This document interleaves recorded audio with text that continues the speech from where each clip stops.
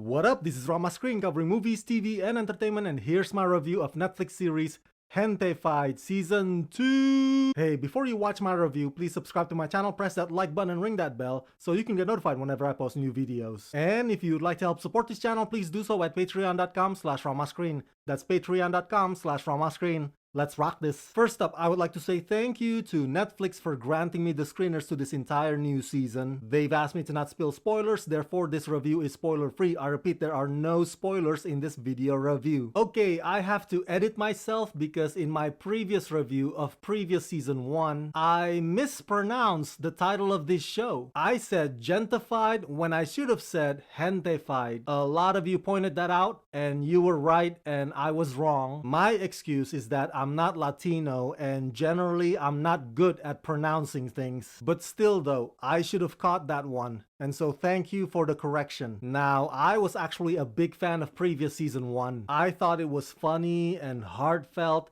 and the Spanglish approach for the back and forth between Pop and his adult grandkids was a nice touch. But this season 2, unfortunately, was way too heavy-handed. Don't get me wrong, I'm an immigrant, so I always champion stories about immigrants, but the themes in season 2 are all over the place. I appreciate the writers wanting to make these characters grow, but their mistake is that instead of building the sociopolitics around the story, they built the story around the sociopolitics. So even though they mean well and the intention to bring up these issues comes from a good place, it still comes off defensive and occasionally antagonistic. Created by two Chicano first-gen writers Marvin Lemus and Linda Yvette Chavez, and produced by America Ferrera, who also directed some of the episodes, with Monica Macer serving as the showrunner, Gentefied is a half-hour dramatic comedy adapted from the 2017 Sundance digital series of the same name. This bilingual series is about three Mexican-American cousins who struggle to chase the American dream even while that same dream threatens the things they hold most dear, which are their neighborhood, their immigrant grandfather, and their family taco shop.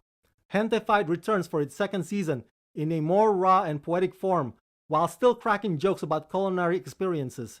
This season, the Morales cousins fight alongside Pop on his arduous battle to stay in the country, along the while dealing with new love, new babies, estranged fathers, and of course, tracking down Bad Bunny at a Halloween party.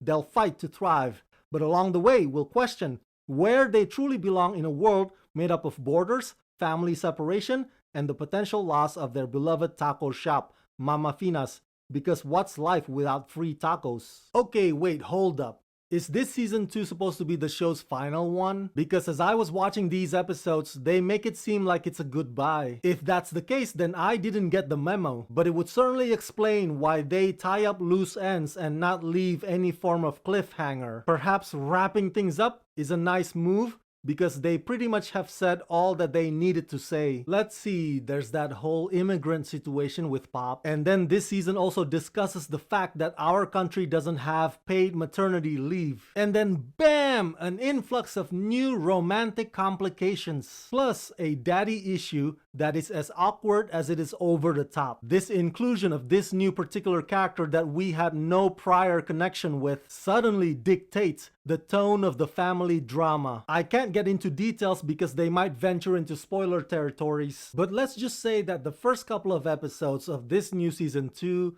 feel like something familiar.